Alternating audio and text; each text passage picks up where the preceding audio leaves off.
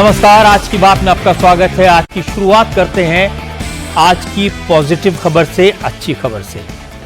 आज ईरान और अमेरिका के बीच शांति की कोशिश का असर हमारे देश में दिखाई दिया।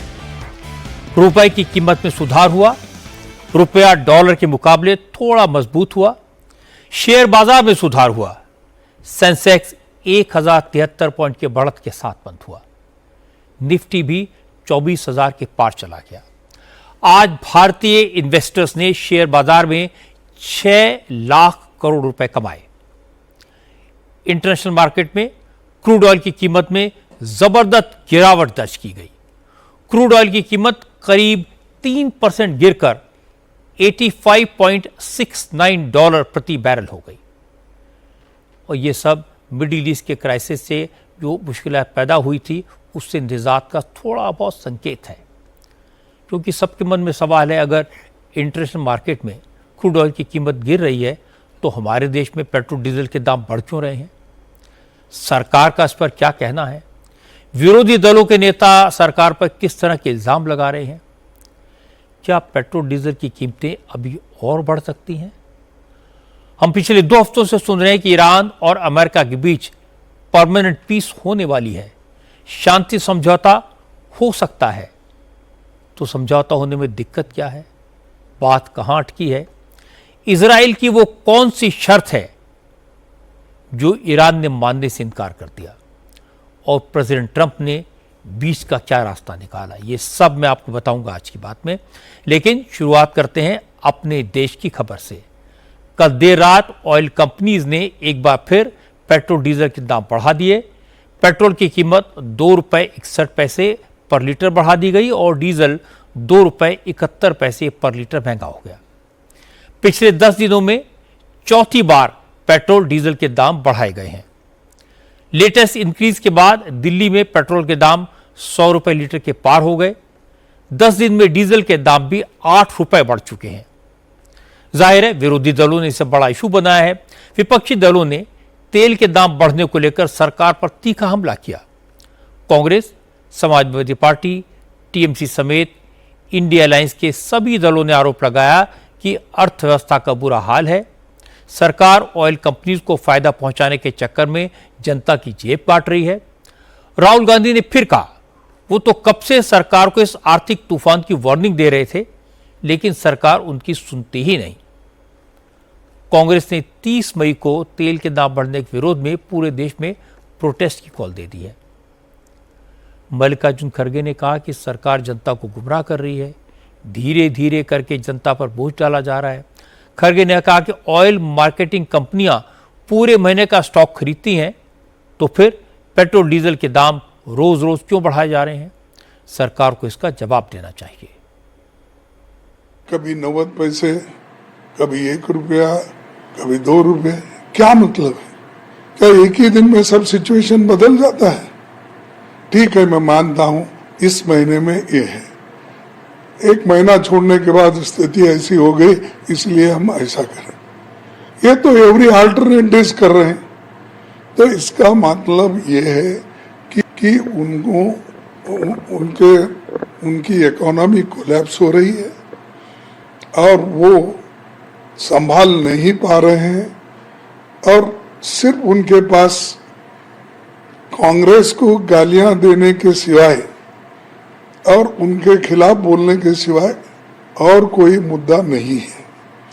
जनता आज इतनी सफर हो रही है, एक तरफ अनएम्प्लॉयमेंट, एक तरफ इन्फ्लेशन, एक तरफ सारे युवा तंग हो चुके हैं और बहुत से गरीब उनके जो एसेंशियल कमोडिटीज जो रोज के उनको ज़रूरी है, उनके तो प्राइसेस इतने बढ़ रहे हैं और आज उनका जीना मुश्किल हो गया। विरोधी दल के नेता हैं, सवाल पूछना उनका अधिकार है। खड़गे को जवाब दिया फाइनेंस मिनिस्टर निर्मला सीतारमण ने। वित्त मंत्री ने कहा कि क्रूड के दाम तो ईरान पर हमले के साथ ही बढ़ने शुरू हो गए थे। सरकार ने सप्लाई चेन डिसरप्शन का सारा बोझ 2.5 महीने तक खुद उठाया। ऑयल कंपनीज को 1 लाख करोड़ रुपए दिए। क्योंकि क्राइसिस लंबा खिंच गया है, इसलिए अब दाम बढ़ाने के अलावा कोई रास्ता नहीं बचा। No, as I said, the West Asia crisis, Strait of Hormuz crisis, Russia-Ukraine war crisis, Iran, Israel, US war crisis, all of which will have to be paid through foreign exchange only. Government के तरफ से शायद about 80 days, 75-76 days तक लोगों के ऊपर वजन ना बढ़े, ये बोझ ना पड़े, उसके लिए more than 1 lakh crore annually this year we have given through the excise duty reduction. Had we not given that reduction at that time, even at that time 10 rupees would have been the increase at that time itself. So we have given, and that is almost 1 lakh crore on the budget. But the increases now are coming from the oil marketing companies because they are the ones who are procuring and selling. So these are going to be challenges, but I am confident. जनता भी उसके लिए recognize कर रहे हैं कि हम confidence के साथ आगे बढ़ पाएंगे। निर्मला सीतारमण बिल्कुल साफ कह रही हैं कि चैलेंजेस तो हैं, लेकिन उससे लड़ने के लिए सरकार तैयार है। लेकिन कहने की उनकी अपनी सीमाएं हैं। उन्होंने कहा कि सरकार के पास ऑयल और गैस की कोई कमी नहीं है, फर्टिलाइज़र भी पर्याप्त मात्रा में है। मैं आपको कुछ डिटेल्स आपके साथ शेयर करता हूं। आज ट्रांसपोर्ट मिनिस्ट्री की स्टैंडिंग कमेटी की मीटिंग थी, वहां से बहुत सारी बातें पता चली। पोर्ट और शिपिंग मिनिस्ट्री की तरफ से ऑयल और फर्टिलाइजर इंपोर्ट की पूरी जानकारी इस मीटिंग में दे दी गई। सरकार ने बताया कि इस वक्त देश में 78 दिन का ऑयल रिजर्व है। देश में खरीफ की फसल के लिए 72 लाख मीट्रिक टन फर्टिलाइजर की जरूरत होगी। सरकार के पास 80 लाख मीट्रिक टन फर्टिलाइजर मौजूद है, इसलिए किसानों को खाद की कोई कमी नहीं होगी। अब सवाल है कि जब हमारे पास पर्याप्त रिजर्व है, क्रूड के दाम दुनिया भर में कम हो रहे हैं, तो फिर पेट्रोल डीजल की कीमतें क्यों बढ़ रही हैं? तो इस पर मैंने इस मामले के एक्सपर्ट से बात की, उनसे पूछा भाई क्या मामला है। तो एक्सपर्ट का कहना है कि मिडिल ईस्ट में जंग शुरू होने के बाद से इंटरनेशनल मार्केट में क्रूड के दाम 40 से 45% तक बढ़ चुके हैं। चूंकि हम अपना 90% क्रूड इंपोर्ट करते हैं, इसलिए क्रूड के दाम बढ़ने का प्रेशर हमारे फॉरेन रिजर्व पर पड़ा और जबरदस्त पड़ा। ऑयल मार्केटिंग कंपनियों ने 2 महीने तक हर दिन करीब 1000 करोड़ रुपए का घाटा सहा। इसलिए अब पेट्रोल डीजल के दाम बढ़ाने के अलावा कोई रास्ता नहीं बचा था। इससे ज्यादा घाटा सहना उनके बस का भी नहीं था। अब सवाल दूसरा है कि अब तो क्रूड ऑयल के दाम गिरे हैं, आज ही खबर आई है, तो फिर हमारे यहां दाम क्यों बढ़े? इस पर एक्सपर्ट का कहना है कि ऑयल कंपनियां फ्यूचर में सप्लाई के लिए डील करती हैं। आज के दाम पर जो क्रूड ऑयल खरीदा गया है, उसको हमारे देश तक पहुंचने में 1 महीना लगेगा। इसलिए अभी जो क्रूड ऑयल आ रहा है वो $100 प्रति बैरल के रेट से खरीदा गया था। आज जिस क्रूड की बुकिंग हुई है वो 1 महीने बाद आएगा और उसका असर भी 1 महीने बाद ही दिखाई देगा। अब एक और सवाल है, क्या 1 महीने बाद पेट्रोल डीजल सस्ता हो जाएगा? इसका जवाब यह कि अगर मिडिल ईस्ट में शांति हो जाए, सप्लाई चेन दुरुस्त हो जाए, तो तेल के दाम और भी कम हो जाएंगे। लेकिन शांति कब होगी? शांति तभी होगी जब अमेरिका और ईरान के बीच में पीस डील हो जाए। आज की अच्छी खबर यह है कि फाइनल एग्रीमेंट को लेकर ईरान और अमेरिका के बीच बातचीत लगातार चल रही है। प्रेसिडेंट ट्रंप ने आज दावा किया कि ईरान के साथ डील की नेगोशिएशंस फाइनल राउंड में हैं। हालांकि ट्रंप ये बात पहले भी कई बार कह चुके हैं, लेकिन आज ट्रंप ने कुछ डिटेल्स शेयर की और यह बताया कि असल में बात कहां अटकी है। असल में मामला इजराइल की जिद के कारण अटका हुआ है। ईरान चाहता है कि डील में सिर्फ ईरान की बात ना हो, लड़ाई सभी मोर्चों पर एक साथ बंद हो।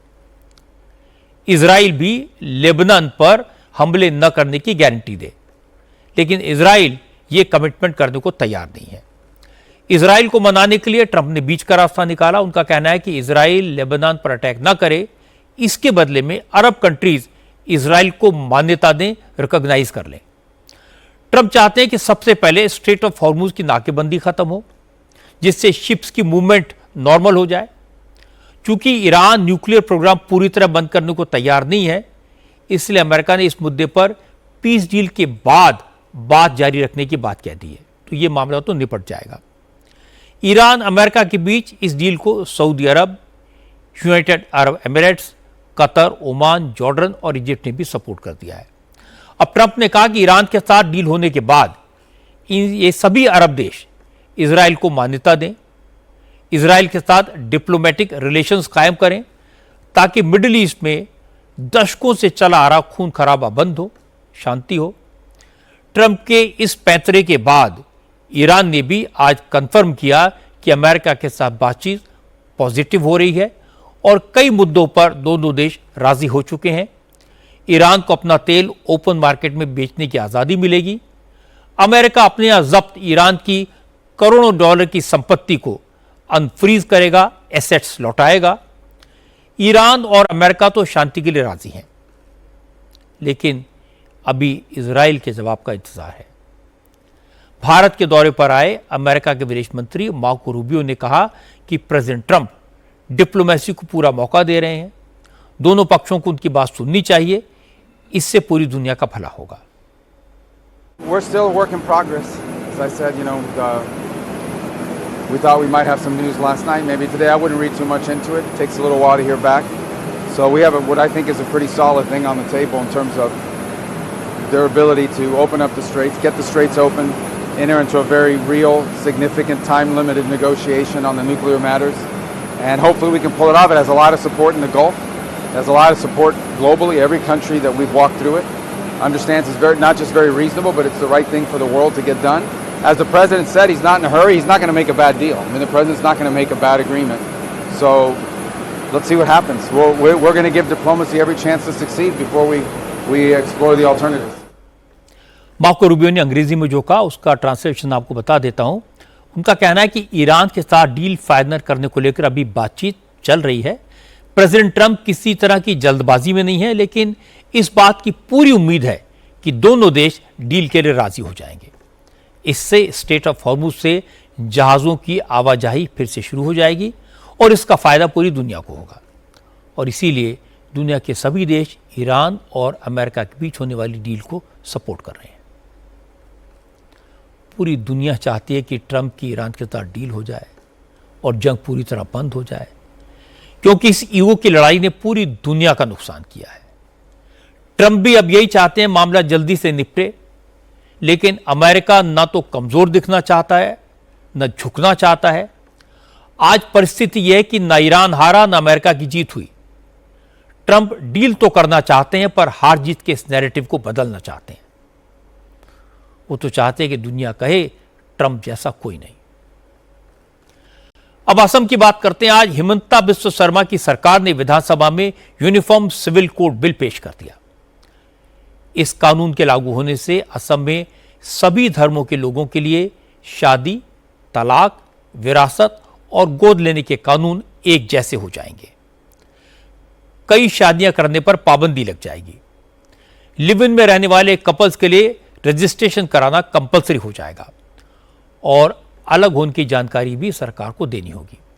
हालांकि यूनिफॉर्म सिविल कोड असम के ट्राइबल्स पर लागू नहीं होगा। आदिवासियों को छोड़कर सभी धर्मों में लड़के के लिए शादी की उम्र कम से कम 21 साल और लड़की की 18 साल होनी चाहिए। शादी और तलाक का रजिस्ट्रेशन भी जरूरी हो जाएगा। अगर लिव इन रिलेशन से कोई बच्चा पैदा होता है तो बच्चे के अधिकार भी सुरक्षित रहेंगे। हिमंता सरकार ने यूनिफॉर्म सिविल कोड का जो बिल असेंबली में पेश किया, उसके मुताबिक सभी धर्मों के लोगों को अपनी अपनी परंपरा और रीति रिवाज के मुताबिक शादी करने का अधिकार होगा। जो निकाह करता है वो निकाह करेगा, जहां आनंद कारज होता है वहां आनंद कारज होगा। लेकिन मैरिज का रजिस्ट्रेशन सबके लिए जरूरी होगा। असम में लागू होने वाले यूसीसी के मुताबिक अगर कोई शादीशुदा व्यक्ति दूसरी शादी करता है तो उसे 7 साल तक की सजा हो सकती है। अगर किसी ने पहचान छुपाकर धोखे से या जोर जबरदस्ती से शादी की तो उसे भी 7 साल की कैद होगी। बाल विवाह चाइल्ड मैरिज करने वालों को भी कम से कम 2 साल की सजा का प्रावधान है। अगर कोई अपनी वाइफ को गैर कानूनी तरीके से तलाक देता है तो तलाकशुदा महिला को दोबारा शादी से पहले हलाले के मजबूर किया जाता है, तो ऐसी हरकत करने वालों को 3 साल जेल की सजा होगी, 1 लाख रुपए का जुर्माना भी लगेगा। बिल पेश करने के बाद असम सरकार के मंत्री अतुल बोरा ने कहा कि बीजेपी ने अपना चुनावी वादा पूरा कर दिया है।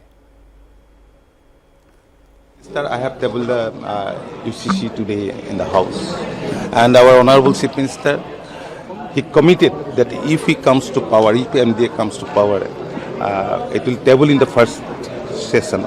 That has happened today. लेकिन कांग्रेस ने यूसीसी बिल को ध्यान भटकाने का एजेंडा बताया। कांग्रेस के विधायक अमीनुर चौधरी ने कहा कि अगर इस कानून से उनके मजहब में कोई दखलंदाजी होती है तो इसका विरोध करेंगे। राइजोर दल के अखिल गोगोई वो कह रहे थे कि हिमंता सरकार ये कानून पोलीगमी रोकने के लिए बनाना चाहती है, लेकिन बहुविवाह रोकने का कानून तो असम में पहले से है, फिर यूसीसी की क्या जरूरत।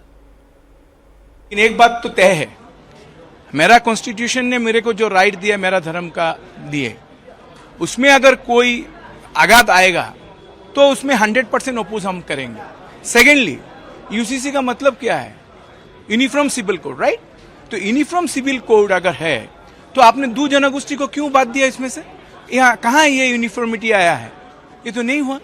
तो ऐसा अगर बात हुआ और हमारा धर्म को ऊपर कोई बात आएगा जो मेरे को कॉन्स्टिट्यूशन ने राइट देके रखा है, 100% अपोज करेंगे। जो करना है सदन में करेंगे। यूसीसी जो बिल जो लाया है ना, इसमें कुछ नया कुछ नहीं है। यूसीसी में लगाया है कि पॉलीगमी नहीं होगा, जो 2-3 बार बहु विवाह नहीं हो सकेगा। तो जो लोग बहु विवाह करेगा, जो लोग पॉलीगमी में जाएगा तो उसका 7 इयर्स तक जेल हो सकेगा। इसमें तो हम लोग एक बनाया था, असम असेंबली ने हम लोग the Assam polygamy prevention act 2025 हम लोग पास किया था, और इसमें लिखा हुआ था कि किसी ने बहु विवाह नहीं कर सकेंगे और किसी ने बहु विवाह करेंगे तो उसको हम लोग 7 इयर्स तक जेल में भेज देंगे। तो इसके लिए सेकेंड टाइम यूसीसी लाने का क्या मतलब है? लेकिन बीजेपी ने कांग्रेस के विरोध को तुष्टीकरण का सबूत बताया। बीजेपी विधायक मानव डेका ने कहा, कांग्रेस अपने वोट बैंक को संतुष्ट करने के लिए हाय तौबा कर रही है, इससे कोई फर्क नहीं पड़ने वाला। ये कोई नया बात नहीं है। हम लोग इलेक्शन घोषणा पत्र में ये शामिल था, और मुख्यमंत्री ने पिछले विधानसभा में बोला था कि पहले कैबिनेट और पहले असेंबली में इसको पास किया जाए। ये बहुत जरूरी था और ये आराम से पास हो जाएगा। ट्राइबल को एक्सक्लूड किया जाएगा, वो तो भूमिपुत्र है ना। भूमिपुत्रों का ऊपर हम लोग बाद में आया हुआ आदमी है। ट्राइबल लोग तो असम का भूमिपुत्र है, तो उन लोगों का ट्राइबल में कहाँ पॉलीगमी है? ट्राइबल में तो पॉलीगमी नहीं है। और नॉर्थ ईस्ट में आप देखो, ट्राइबल तो मातृ प्रधान समाज है, यहाँ तो लेडीज को ज्यादा फैसिलिटी मिलता है। ट्राइबल में जेंट्स से ज्यादा फैसिलिटी तो ट्राइबल में महिला को मिलता है, तो इसीलिए ट्राइबल को उन लोगों का हक को टच किया नहीं जाएगा। कांग्रेस तो मियाँ अपीजमेंट के कारण अपोज किया है। वो लोग एआईसीसी का रिजोल्यूशन है कि एट एनी फॉर्म यूसीसी को अपोज किया जाएगा। ये मियाँ अपीजमेंट है, उन लोगों का कोई यूसीसी से मतलब नहीं है। यूसीसी से आदिवासियों को बाहर रखने का देश भर के ट्राइबल लीडर्स ने स्वागत किया। हालांकि आदिवासी नेताओं का कहना है कि सिर्फ यूसीसी से बाहर रखने से बात नहीं बनेगी, आदिवासियों के धर्म परिवर्तन पर भी कानून बनाने की जरूरत है। महाराष्ट्र के आदिवासी नेता चेतराम पवार ने कहा, अगर कोई धर्म परिवर्तन करता है तो उसे कानूनी तौर पर माने। दिक्कत यह कि कन्वर्जन के बाद भी बहुत से लोग कागज में हिंदू बने रहते हैं, आरक्षण का लाभ भी लेते हैं, ट्राइबल वेलफेयर स्कीम्स का फायदा भी लेते हैं। यह गलत है। सरकार को इस पर रोक लगाने का इंतजाम करना चाहिए। धर्मांतरण का एक मुद्दा है, हमारे यहाँ पर भी है और चल रहा है। वो ग्राउंड लेवल पर धर्म बदल जाता है, पूजा पद्धति बदल जाती है। जो हमारी पूजा पद्धति उससे कोई वो जैसे नैवेद्य है या कुछ मानते नहीं, शादी की रस्म अलग है, पूजा पद्धति सब है, तो लेकिन कागज़ पर जो बदल होना चाहिए वो नहीं करते हैं। हमारा कहने का ये मतलब है कि आप धर्मांतरण कर रहे हो तो सीधा कास्ट सर्टिफिकेट में बदलाव कर लीजिए, क्योंकि आदिवासी हिंदू की जगह आप आदिवासी क्रिश्चियन लिखिए, या उसमें दूसरी बात ये है कि आप घर वापसी भी कर सकते हैं या कास्ट में बदल कर सकते हैं। तो ये जो है ना अभी धर्मांतरण जो चल रहा है, लेकिन कहीं कागज पर वो नहीं है। मध्य प्रदेश के आदिवासी नेता प्रकाश कुमार ने एक और सामाजिक समस्या का जिक्र किया जिसकी वजह से समाज में झगड़े होते हैं। प्रकाश कुमार ने कहा कि कन्वर्जन के कारण अंतिम संस्कार के वक्त भी लड़ाई झगड़े की स्थिति बन जाती है, इसे रोकना जरूरी है। ऐसे लाखों लोग हैं, मतलब मैं आप पहचान के भी बहुत सारे लोग पर हमारे रिश्तेदारों में भी आसपास जो लोग इस तरह से हो गए हैं और इस तरह से एक सामाजिक विभेद समाज में भी हो रहा है। आप लोग कैसे होता है अब? नहीं, उन लोगों के साथ फिर हमारा समाज उनको मान्यता नहीं देता, अलग कर देता, लेकिन इसके कारण गांव-गांव में संघर्ष हो रहे, जातीय संघर्ष हो रहे। मैं एक छत्तीसगढ़ बस्तर का बताऊं तो बस्तर में ये मान के चलिए कि सौ दफन को लेके विवाद हो रहा है। एक भाई जो है हमारा सनातन संस्कृति को मानने वाला है, उसी में से एक भाई जो है वो क्रिश्चियन हो गया है। वो कहता पिताजी की विधि जो है मैं क्रिश्चियन रीति रिवाज से करूंगा, या कहीं अगर बहन क्रिश्चियन हो गई है तो वो भाई को नहीं मानती, राखी नहीं बांधती।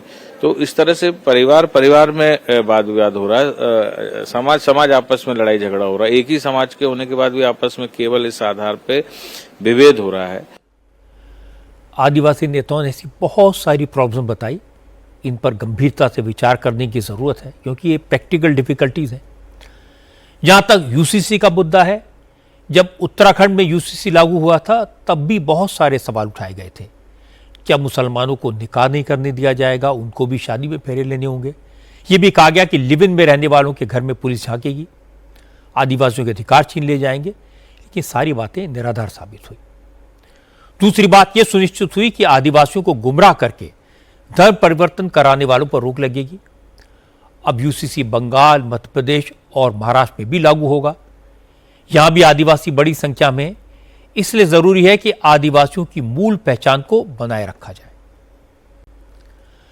असम के बाद बंगाल में भी यूसीसी लागू होगा। मुख्यमंत्री शुभेंदु अधिकारी ने इसका ऐलान कर दिया है, लेकिन इसकी ज्यादा चर्चा इसलिए नहीं हो रही क्योंकि सरकार का फोकस फिलहाल तृणमूल कांग्रेस के नेताओं की गैर कानूनी प्रॉपर्टीज पर है। आज तृणमूल कांग्रेस के महासचिव, ममता बनर्जी के भतीजे अभिषेक बनर्जी के बंगले पर पुलिस पहुंच गई। शाम को 4 बजे अचानक डायमंड हार्बर में अभिषेक बनर्जी के घर के आसपास सिक्योरिटी बढ़ा दी गई। कुछ ही देर के बाद पुलिस के बड़े बड़े अफसर अभिषेक बनर्जी के घर पहुंचे। हालांकि ये तो नहीं बताया गया कि पुलिस अभिषेक के घर में क्यों घुसी, लेकिन पुलिस वाले अभिषेक बनर्जी के घर से बड़े बड़े एलईडी मॉनिटर ले जाते हुए दिखाई दिए। बताया जा रहा है कि अभिषेक बनर्जी के घर में 3 टीवी सेट थे जिनसे सीसीटीवी कैमरों की निगरानी होती थी। पुलिस सीसीटीवी कैमरों की फुटेज के लिए डीवीआर भी साथ ले गई। यह बताया गया कि अभिषेक बनर्जी के घर में सुरक्षा के लिए जो इक्विपमेंट लगाए गए थे उन्हें भी पुलिस अपने साथ ले गई। असल में कोलकाता नगर निगम ने अभिषेक बनर्जी को घर में किए गए इलीगल कंस्ट्रक्शन को हटाने का नोटिस दिया है। इसलिए जैसे ही पुलिस की टीम उनके घर पहुंची तो हलचल शुरू हो गई। बंगाल बीजेपी के अध्यक्ष शमीक भट्टाचार्य ने कहा, बीजेपी की सरकार किसी के खिलाफ बदले की भावना से काम नहीं कर रही। जिसने कानून नहीं तोड़ा उसके खिलाफ कोई एक्शन नहीं होगा, जिसने गड़बड़ी की है उसे छोड़ा नहीं जाएगा। जो गैर कानूनी है उसको तोड़ा जाएगा, जिसका प्रॉपर्टी तोड़े जा रहे हैं वो लोग के लिए अदालत के दरवाजा खुला हुआ है, वहां जाकर बोले सरकार की काम कर रहा है। बंगाल में सिर्फ इलीगल कंस्ट्रक्शन के खिलाफ एक्शन नहीं हो रहा, तृणमूल कांग्रेस के जमाने में गुंडागर्दी करने वाले, अवैध वसूली करने वालों के खिलाफ भी जबरदस्त कार्रवाई हो रही है। जिन अपराधियों की गिरफ्तारी हो रही है, पुलिस उनकी सरेआम परेड निकाल रही है। आज कोलकाता पुलिस ने हावड़ा इलाके में कुख्यात अपराधी आकाश सिंह को पकड़ा। फिर क्राइम सीन रिक्रिएट करने के लिए पैदल ही पूरे इलाके में घुमाया। हावड़ा इलाके में आकाश सिंह के खिलाफ फिरौती, रंगदारी और डराने धमकाने के कई मामले दर्ज हैं। लेकिन तृणमूल कांग्रेस की सरकार थी, इस दौरान उसने पुलिस पर फायरिंग भी कर दी थी, बम फेंके थे। उसकी ऊपर तक पहुंच थी, इसलिए कभी उसकी गिरफ्तारी नहीं हुई। अब सरकार बदली तो आकाश सिंह जैसे अपराधियों का बुरा वक्त शुरू हो गया। আমি নিজে জানি না কেন ঘোরানো হচ্ছে। আমাকে বলা হয়েছে পুলিশের তরফ থেকে যে তোমাকে ঘোরানো হবে, ওই ঘোরাচ্ছে আমাকে। কোনো অপরাধ করিনি। आकाश सिंह अकेला नहीं है जिसकी पुलिस ने परेड निकाली। शमी अहमद नाम के एक और अपराधी को भी आज पुलिस हावड़ा के अलग अलग इलाकों में ले गई। शमी अहमद और उसके 2 और साथियों पर हावड़ा के शिवपुर में बम फेंकने और फायरिंग करने का केस है। इन दोनों को मुंबई से गिरफ्तार किया गया है। शमी अहमद तृणमूल कांग्रेस का लीडर है, जिसका हावड़ा इलाके में आलीशान घर भी है। 7 मई को शमी अहमद ने हावड़ा के चौड़ा बस्ती इलाके में अपना दबदबा कायम रखने के लिए बीजेपी के स्थानीय नेता सिकंदर खान के घर पर फायरिंग की थी, बम फेंके थे। 9 मई को सरकार बनने के बाद से कोलकाता पुलिस ने 70 से ज्यादा तृणमूल कांग्रेस के नेताओं और पार्षदों को गिरफ्तार किया है। इनमें सबसे बड़ा नाम पूर्व मंत्री सुजीत बसु का है, जिन्हें भ्रष्टाचार के मामले में ईडी ने गिरफ्तार किया है। कोलकाता नगर निगम के 123 नंबर वार्ड के पार्षद सुदीप पुल्ले और विधान नगर के पार्षद सम्राट बरुआ पर भी एक्शन हुआ है। इसके अलावा हावड़ा, हुगली, नदिया, मुर्शिदाबाद, पश्चिम बर्धमान और कूच बिहार में भी सरकारी जमीन पर कब्जा करने वालों और इलेक्शन के दौरान वायलेंस में शामिल तृणमूल कांग्रेस के नेताओं पर कार्रवाई हुई। पुलिस एक्शन से तृणमूल कांग्रेस के नेता जाहिर है परेशान है। आज मदन मित्रा ने कहा कि बीजेपी पुलिस के सहारे राजनीतिक विरोधियों पर जुल्म कर रही है। तृणमूल कांग्रेस इसे बर्दाश्त नहीं करेगी। ममता बनर्जी खुद सड़कों पर उतरेंगी।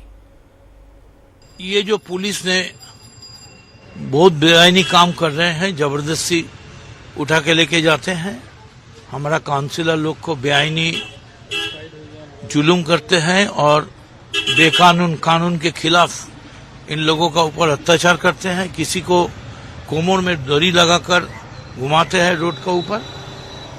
ये हम लोग सोचते हैं ये तृणमूल की बेइज्जती करने का एक बहुत ही बड़ा उन लोगों का प्लानिंग है। लेकिन आपको तो नोटिस देना पड़ेगा। आप नोटिस दीजिए, किसी का पास कोई नोटिस नहीं है। अभी तक भी तृणमूल को कितना आदमी है कलकत्ता में, बंगाल में, और ममता बनर्जी फिर से रोड में उतरने का प्रिपरेशन ले रहे हैं।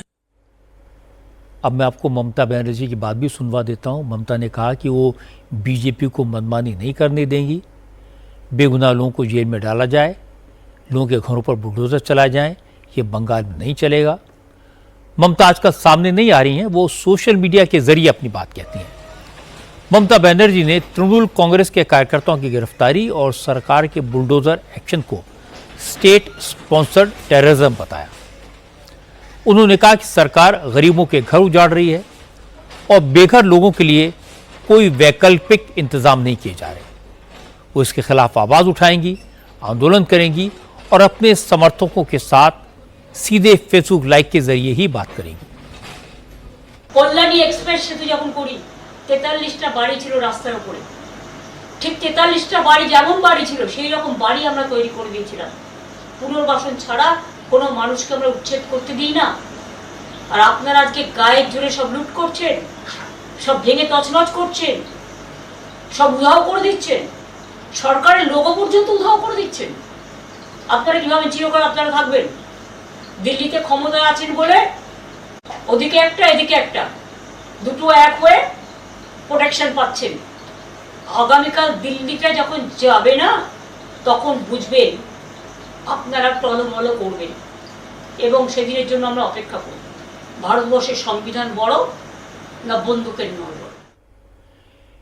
फेसबुक लाइव पर बंगला में ममता बनर्जी कह रही हैं कि जब उनकी सरकार ने कल्याणी एक्सप्रेस पुल बनाया था तो 43 घर प्रभावित हुए थे, लेकिन उनकी सरकार ने प्रभावित परिवारों को ठीक वैसे ही 43 घर बनाकर दिए। अब लूटपाट और तोड़फोड़ करके गरीबों के सारे निशान मिटाने की कोशिश हो रही है। ममता ने चेतावनी दी, कहा जब बीजेपी दिल्ली से सत्ता से विदा हो जाएगी तो उसे अपने काम का अंजाम भुगतना होगा। ममता ने कहा कि वो दिखाएंगी किसके पास ज्यादा ताकत है, संविधान के पास या बंदूक की नोक के पास। ममता बनर्जी बीजेपी को अंजाम भुगतने की चेतावनी दे रही हैं, लेकिन बीजेपी नेताओं ने कहा ममता को अब जनता से डर लगता है, इसलिए वो सोशल मीडिया का सहारा ले रही हैं।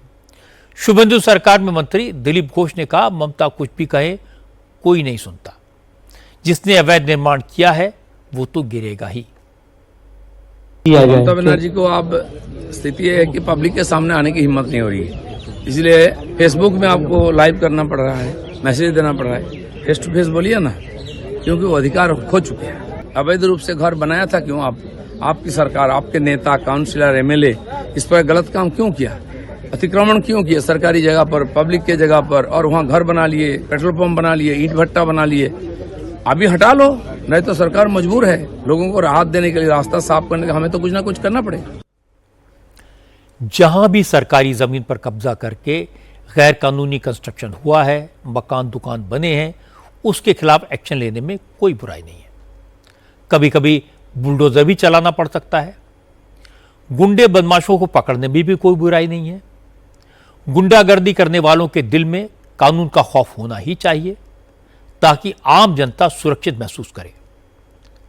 और किसी भी अपराधी को राजनीतिक संरक्षण तो बिल्कुल नहीं मिलना चाहिए। ये सब ठीक है, हमने उत्तर प्रदेश में पुलिस और बुलडोजर एक्शन का फायदा होते देखा है, पर हर एक्शन कानून के दायरे में रहकर ही किया जाना चाहिए और यह इंश्योर करना चाहिए कि राजनीतिक बदले की भावना से किसी को परेशान ना किया जाए। अब कर्नाटक की बात करते हैं। कर्नाटक में एक बार फिर नेतृत्व परिवर्तन की सुगबुगाहट है।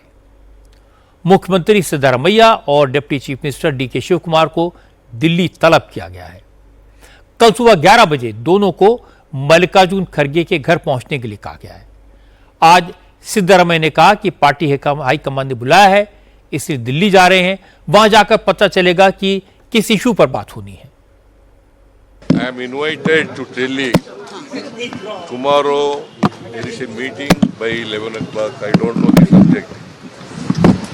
the subject. But I am invited. Last night Mr. Venugopal called me and intimated me the date and meeting. Siddaramaiah कह रहे थे कि उनके पास पार्टी महासचिव केसी वेणुगोपाल का फोन आया था। वेणुगोपाल ने उन्हें मीटिंग की डेट और टाइम बताया, लेकिन मीटिंग किस मुद्दे पर होगी इसकी जानकारी नहीं थी। जैसे ही सिद्धरामैया ने इस बात को कंफर्म किया कि वो दिल्ली जा रहे हैं, तो अटकलों का दौर एक बार फिर शुरू हो गया। डीके शिव कुमार के समर्थक विधायकों ने कहा अब नेतृत्व परिवर्तन का फैसला होगा, अब डीके शिव कुमार ही चीफ मिनिस्टर बनेंगे। लेकिन सिद्धरामैया के करीबी नेताओं का कहना है कि सिद्धरामैया पूरे 5 साल तक मुख्यमंत्री बने रहेंगे, पर इतना हो सकता है कि डीके शिव कुमार को होम मिनिस्ट्री जैसा डिपार्टमेंट मिल जाए और उनके कुछ करीबियों को मंत्रिमंडल में जगह मिल जाए। कुछ लोगों ने यह भी दावा किया कि कर्नाटक में राज्यसभा की 3 सीटों के लिए चुनाव होने हैं, हो सकता है इसमें से एक सीट डीके शिव कुमार के भाई डीके सुरेश को दी जाए। लेकिन डीके सुरेश ने कहा अगर उन्हें कॉम्प्रोमाइज फॉर्मूला के तहत राज्यसभा की सीट दी जाएगी तो वो स्वीकार नहीं करेंगे।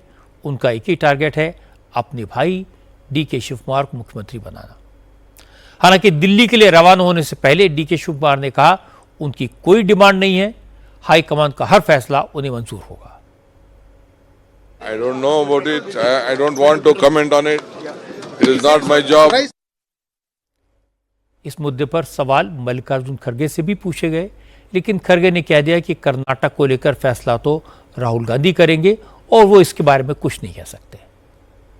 आपकी स्टेट से भी कल आप चीफ मिनिस्टर आ रहे हैं, डिप्टी चीफ मिनिस्टर के भी आने की बात है, सब चीज ठीक है क्या?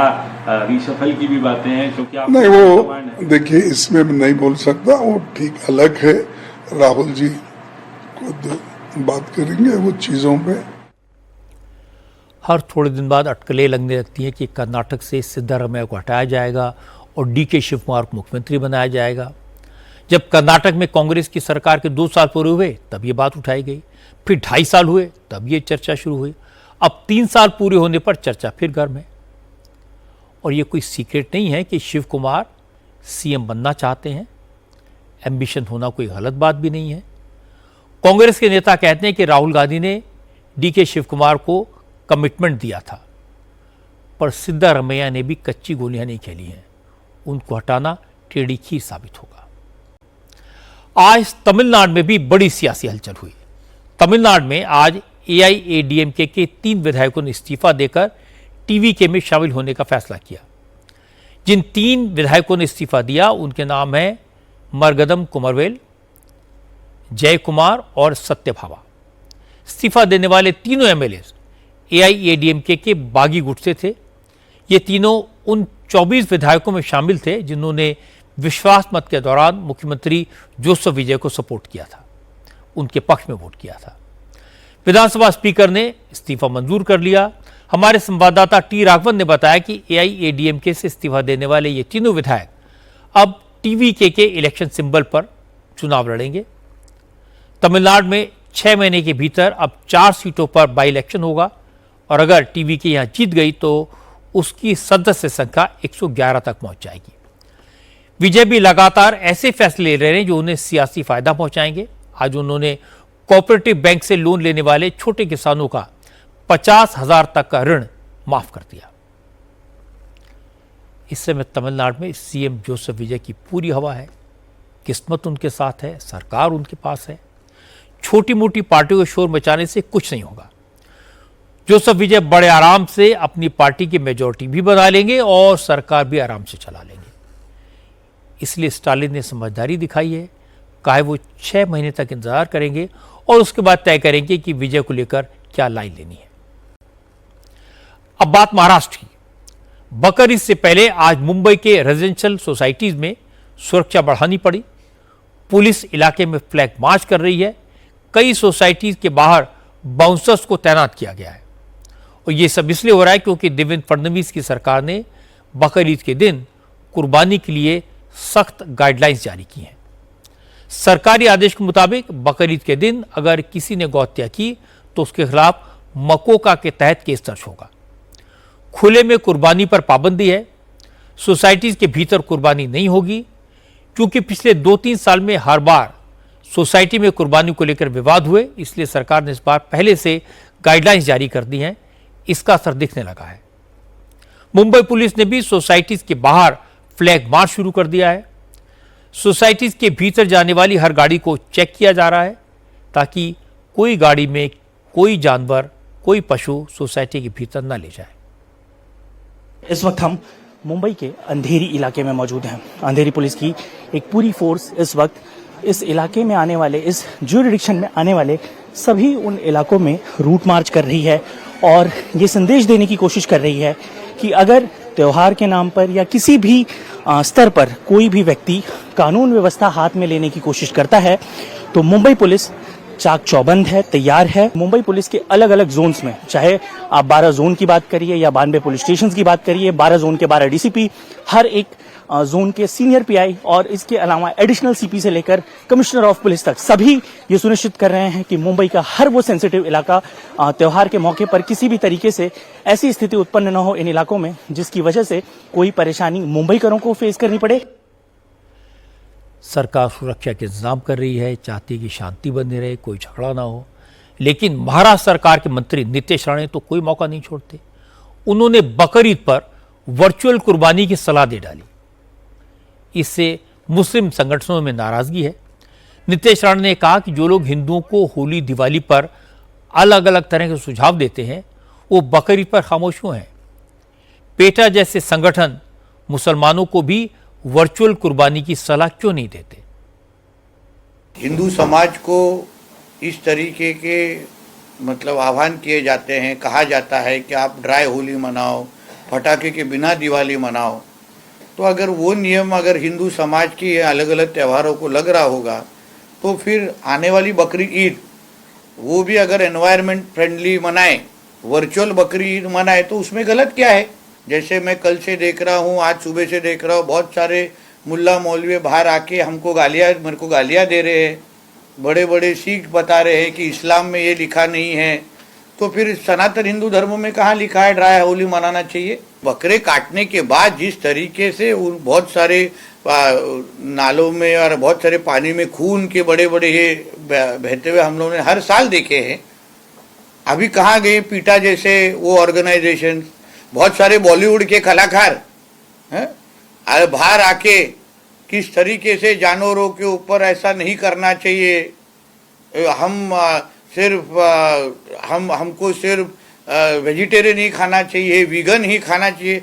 फिर वो अभी कहाँ छुपे हैं सारे बॉलीवुड कलाकार? नितेश राणे ने वर्चुअल कुर्बानी की सलाह क्या दी? मुस्लिम संगठनों ने नाराजगी जाहिर की और स्वाभाविक भी है। सबसे पहले असदुद्दीन ओवैसी की पार्टी के नेता वारिस पठान का रिएक्शन आया। उन्होंने कहा यह सब बीजेपी की सियासी चाल है। पहले मुसलमानों को गौहत्या के नाम पर परेशान किया, अब बकरीद पर पाबंदियां लगाकर भड़काने की कोशिश की जा रही है। अब ये वर्चुअल की जो बात कर रहे हैं, तो क्या सारे त्यौहार वर्चुअल बनाएंगे? आप बताइए। वर्चुअल का तो इस्लाम में कुछ है ही नहीं ना। और जो अलाउड है ना, हम इलीगल चीज तो नहीं कर रहे हैं ना। हाँ, आपको ने बोल दिया कि गाय नहीं तो कोई ना काटता है, ना बेचता है, ना खाता है। हमारे में तो कुछ नहीं करते ना।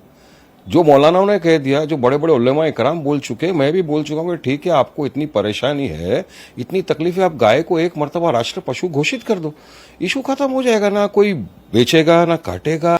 ये जो कथाकथित गौ रक्षक बन के घूम रहे, गुंडागर्दी करते, उनका भी गुंडागर्दी बंद हो जाएगी। बस मुसलमानों का त्यौहार आया, बकरी ईद का त्यौहार आया, सबको नया चीज सूझ जाती है।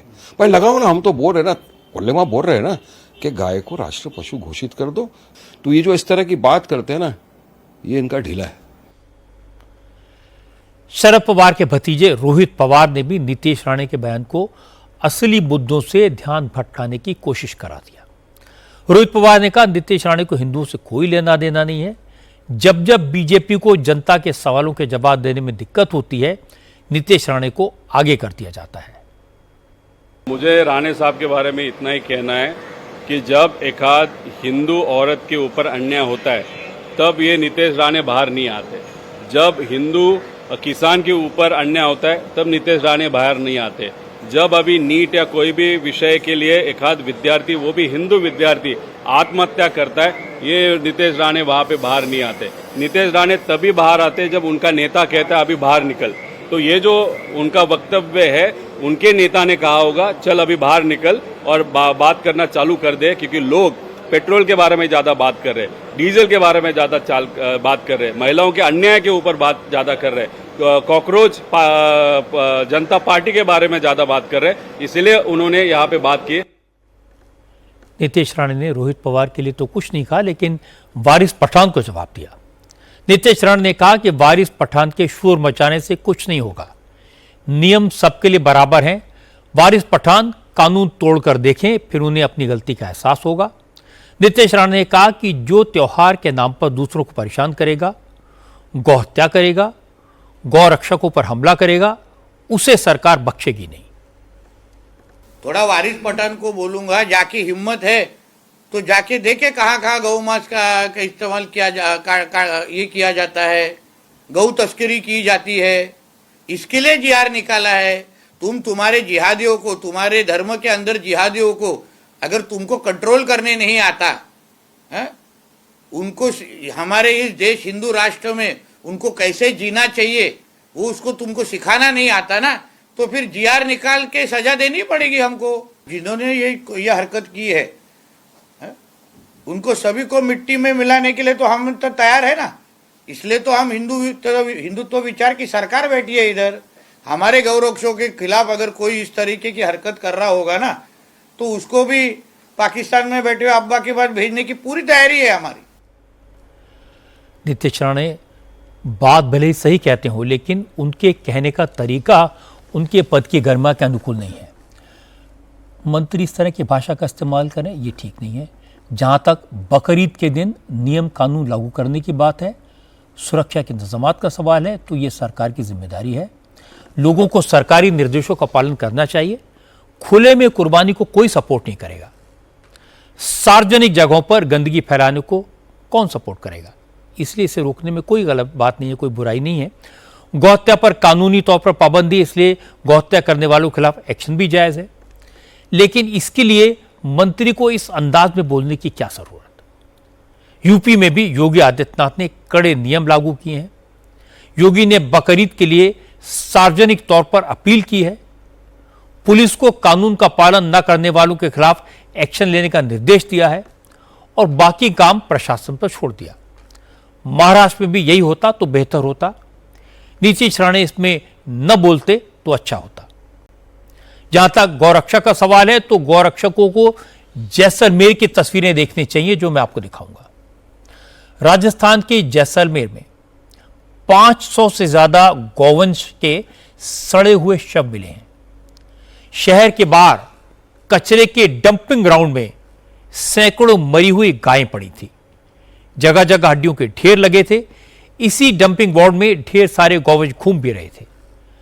कुछ गौरक्षकों ने इसका वीडियो बनाकर प्रशासन को भेजा। गौरक्षकों का कहना है कि बहुत सी गायों की मौत जहरीला कचरा खाने से हुई है, जबकि बहुत सी मरी हुई गायों को ठेकेदार ने डंपिंग यार्ड में फेंका है। प्रशासन पशुओं की डेड बॉडीज को डिस्पोज करने का ठेका देता है, लेकिन ठेकेदार पैसे बचाने के चक्कर में पशुओं की डेड बॉडी कूड़े में फेंक देते हैं। इसलिए डंपिंग यार्ड की इतनी बुरी हालत हो गई। ये हमारे जैसलमेर के डंपिंग यार्ड की स्थिति है। यहाँ पर एक बिजनेस की तरह बिजनेस चलाया जा रहा है। यहाँ पर आप पीछे हड्डियाँ देख रहे हैं गौ माता की। यहाँ पर ये जब गौ माता सूखेगी, इनको जब इनका चमड़ा सूखेगा, फिर इनको काटा जाएगा, फिर उसके बावजूद इनकी हड्डियों को वितरण किया जाएगा। अभी आप लाखों की तादाद में गौ माताओं को देख सकते हैं। यहाँ पर ना तो कोई कर्मचारी है, ना कोई यहाँ पर इनके जो गौ माता है जो मृतक पशु लेकर आते हैं, ना वो कोई ठेकेदार है, ना यहाँ पर कोई कर्मचारी दिख रहा है, ना कोई स्टाफ दिख रहे हैं। आयुक्त की सबसे बड़ी लापरवाही है। यहाँ पर आयुक्त साहब को यहाँ पर निरीक्षण करना चाहिए। जैसे वीडियो सामने आया तो कांग्रेस के नेताओं ने बीजेपी पर हमला किया। विकास व्यास ने कहा कि बीजेपी तो गौरक्षा का दावा करती है, लेकिन गौ माता का यह हाल कैसे हुआ? अब इसका जवाब बीजेपी को देना चाहिए। नहीं 15 साल हो गए केंद्र की जो भाजपा सरकार है वो गाय के नाम पर आज तक राजनीति करती आई है। चाहे बंगाल देख लो, उड़ीसा देख लो। आज बंगाल और उड़ीसा में जिस तरह से अपने खबरें आती थी गाय को काटने की, मारने की, वैसा अगर जैसलमेर में होता है तो यह बहुत निंदनीय है।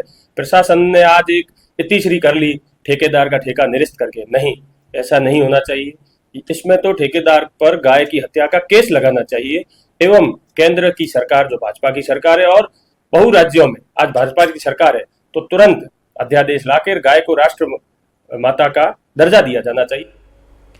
सरकार ने इस मामले की जांच के आदेश दिए हैं। जैसलमेर नगर निगम ने भी आनंद फानंद में कचरे के डंपिंग यार्ड में पड़ी गायों की डेड बॉडीज को तुरंत दफनाने का इंतजाम किया। जिस ठेकेदार को पशुओं की डेड बॉडीज डिस्पोज ऑफ करने का ठेका मिला था, उसका ठेका कैंसिल कर दिया गया है, उसे ब्लैकलिस्ट कर दिया गया। हमने तुरंत प्रभाव से ठेकेदार को नोटिस इश्यू किया। ठेकेदार द्वारा तो भी अगले 2-3 घंटे में कोई प्रभावी कार्रवाई नहीं की गई, ना ही नोटिस का जवाब दिया गया। तो फिर नगर परिषद द्वारा स्वयं के स्तर पे उन मृत पशुओं का निस्तारण किया गया, उसका ठेका निरस्त कर दिया और उसकी धरोहर राशि भी जब्त कर ली और उसको आगामी नगर परिषद में किसी भी प्रकार की निविदा में भाग लेने के लिए ब्लैकलिस्ट कर दिया। और ये बाहर से लाए गए जो शहर में जहाँ जगह जगह पशु मृत हो जाते हैं किसी कारणवश, उनका जो शव थे वो थे। नहीं, कचरा खाने से बिल्कुल मौत नहीं हुई। कचरा पशु वहाँ कभी कभी घुस जाते हैं, जो कि हमने पाबंद कर दिया है कि कोई भी पशु अंदर नहीं घुसे। और ऐसी कोई जिंदा पशु वहां जाके कचरे के खा के ऐसी अफवाह फैलाई जा रही है, ऐसी कोई दिक्कत वो बात नहीं है। सबसे पहले तो पशुपालन विभाग को यह बताना चाहिए कि गायों की मौत क्यों हुई। क्या पानी की कमी थी, क्या चारे की कमी थी, क्या कोई बीमारी फैली थी, क्या गायों की हत्या की गई? इस सवाल का जवाब मिलने के बाद ही पता चलेगा कि गायें एक साथ मौत के मुंह में क्यों चली गई, या पिछले कुछ महीनों से जगह जगह मरने वाली गायों को लाकर यहां डंप कर दिया गया। इन सवालों के जवाब जो भी हों, पशुओं के लिए पर्याप्त पीने का पानी और पेट भरने का चारा हो, इसकी व्यवस्था तो तुरंत की जानी चाहिए। आज मध्य प्रदेश के मुख्यमंत्री मोहन यादव ने ऐलान किया कि धार की भोजशाला को काशी कॉरिडोर और अयोध्या के राम मंदिर की तरह विकसित किया जाएगा। धार में सरस्वती लोक बनेगा। असल में हाईकोर्ट का फैसला आने के बाद आज मोहन यादव ने धार में भोजशाला जाकर वाग्देवी की पूजा अर्चना की। 721 साल बाद आज पहली बार मां वाग्देवी को 56 भोग लगाया गया।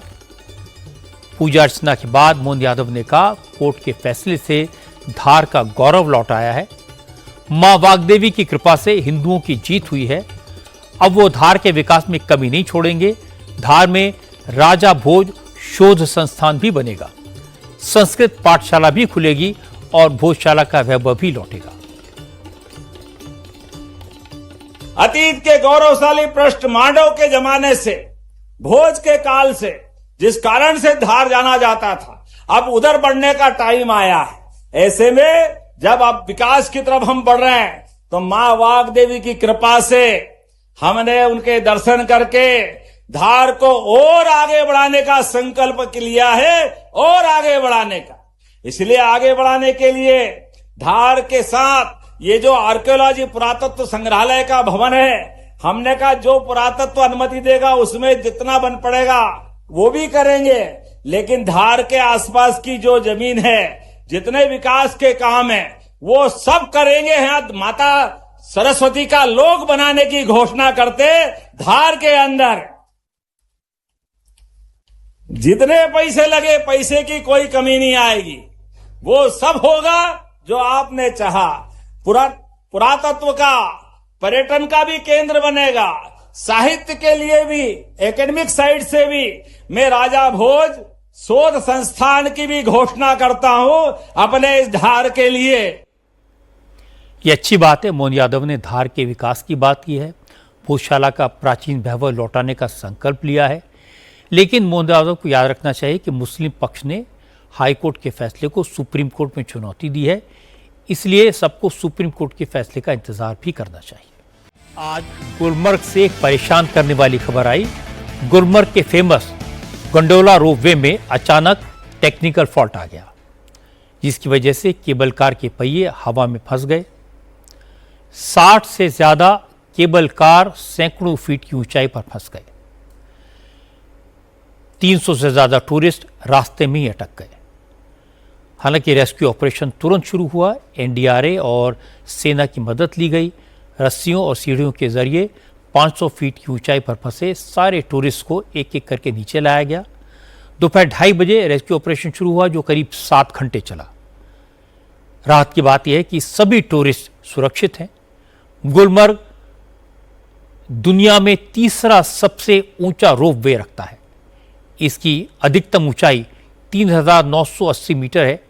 यह गुलमर्ग से कोंगडोरी होते हुए अफरवाद पीक तक जाता है। टूरिस्ट के बीच ये काफी पॉपुलर है।